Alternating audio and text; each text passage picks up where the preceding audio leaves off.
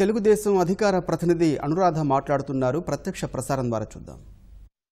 మాట్లాడాలి అని చెప్పి ఈ సందర్భంగా నేను మనవి చేస్తున్నాను. ఇకపోతే మిమ్మల్ని ఒక సూటిగా ఒక ప్రశ్న అడుగుతున్నాం. మీకు నిజంగా మంగళగిరిలో తిరిగే అర్హత ఉందా? చేనేత వర్గాల్ని ఓటు అడిగే హక్కు మీకు ఉందా? మీ నాయన టైంలో 2000 మంది ఆత్మహత్య చేసుకున్నారు.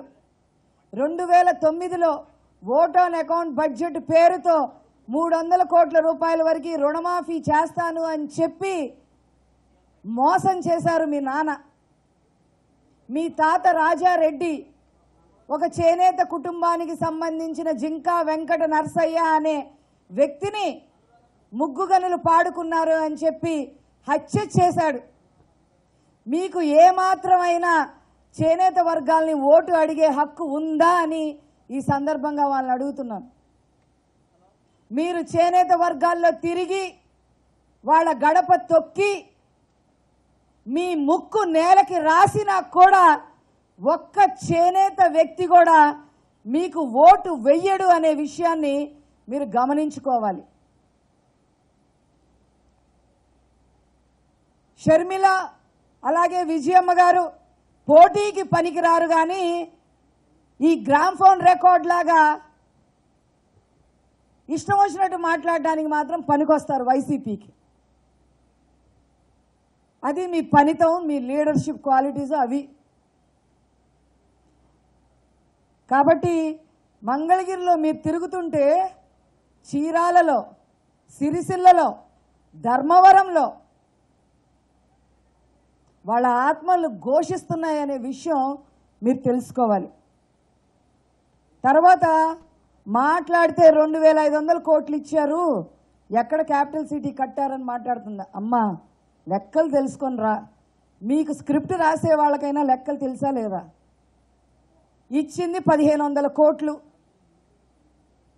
అది కూడా తెలుసుకోకుండా మీరు మాట్లాడుతున్నారు అంటే అసలు మీకు ఏమి పరిజ్ఞానం ఉంది అని చెప్పి ఈ సందర్భంగా మేము అడుగుతా ఉన్నాం.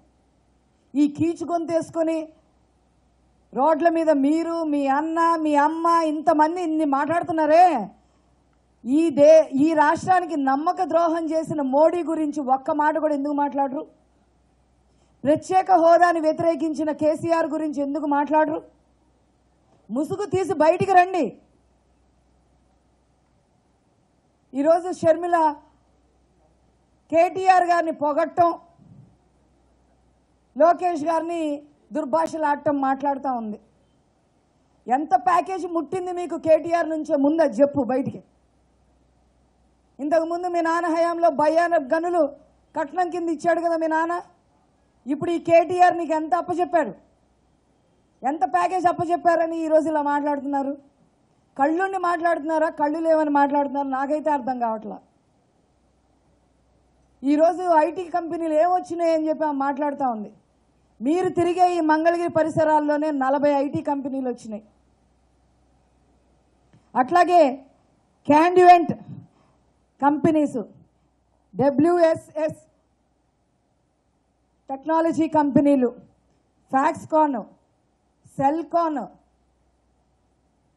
మధురవాడ వెళ్ళి విశాఖ మధురవాడలో వెళ్ళి చూస్తే ఎన్ని ఐటీ కంపెనీలు వచ్చినాయో మీకు తెలుస్తుంది. మీరు విశాఖ మధురవాడ మీకు కనపడకపోతే నేను వచ్చి చూపిస్తా, మీకు వచ్చి చూడండి. అక్కడికి రాలేను అంటే చిత్తూరు శ్రీ సిటీకి తీసుకెళ్తా. ఈరోజు సెల్ ఫోన్ కంపెనీలు 10 ఉంటే ఈ దేశంలో 5 సెల్ ఫోన్ కంపెనీలు మన రాష్ట్రంలోనే ఉన్నాయి. సంవత్సరానికి 35 లక్షల చొప్పున సెల్ ఫోన్లు మ్యానుఫ్యాక్చరింగ్ చేస్తూ ఉన్నారు. ఆ మ్యానుఫ్యాక్చరింగ్ యూనిట్స్ తీసుకురావడానికి దేశ విదేశాలు తిరిగి లోకేష్ గారు ఇక్కడికి తీసుకురావడం జరిగింది. ఈరోజు అది తెలుసుకోకుండా ఇష్టం వచ్చినట్టు మాట్లాడుతూ ఉంది. ఇక్కడిక్కడే తిరుగుతున్నారుగా, పోనీ ఇక్కడ గన్నవరం మేధా టవర్స్కి రండి. మీ నాన్న టైంలో మేధా టవర్స్ మొదలుపెట్టి 2 లక్షల చదరపు అడుగులున్న మేధా టవర్స్ని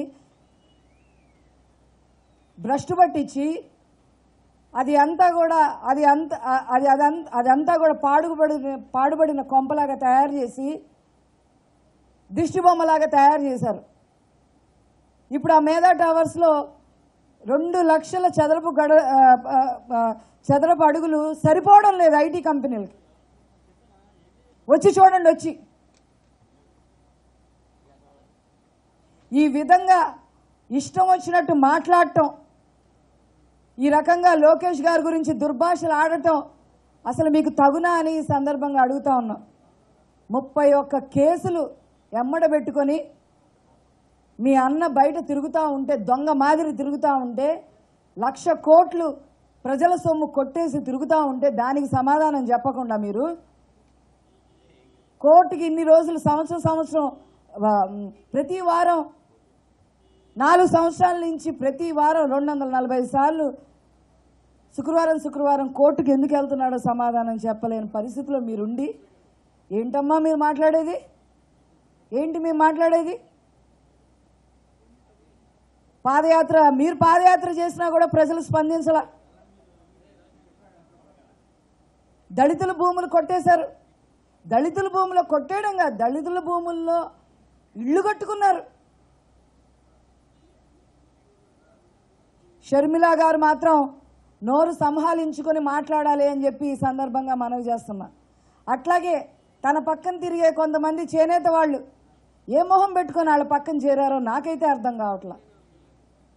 నీ కులం మనిషిని హత్య చేస్తే వాళ్ళ ఎమ్మడబడి తిరుగుతున్నారు, తిరిగి ఇష్టం వచ్చినట్టు మాట్లాడుతూ ఉన్నారంటే వాళ్ళని అసలు ఏం చెప్పాలో కూడా మాకైతే అర్థం కావట్లేదు. ఆ కుటుంబం ఎవరైతే తిరుగుతున్నారో, ఇప్పుడు వైసీపీ ఎమ్మట ఏ చేనేత కుటుంబాలకు సంబంధించిన వాళ్ళు తిరుగుతున్నారో వాళ్ళని చేనేత కుటుంబాలు ఏనాడో ఎలేసినాయి. ఆ విషయం వాళ్ళకు కూడా తెలుసు. ఒక చేనేత వ్యక్తిని హత్య చేసిన కుటుంబం ఎమ్మట అసలు వీళ్ళు ఎలా తిరుగుతున్నారు, ఈ ఒకళ్ళిద్దరు కూడా ఎలా తిరుగుతున్నారు? మనసాక్షి లేదా? Thank you.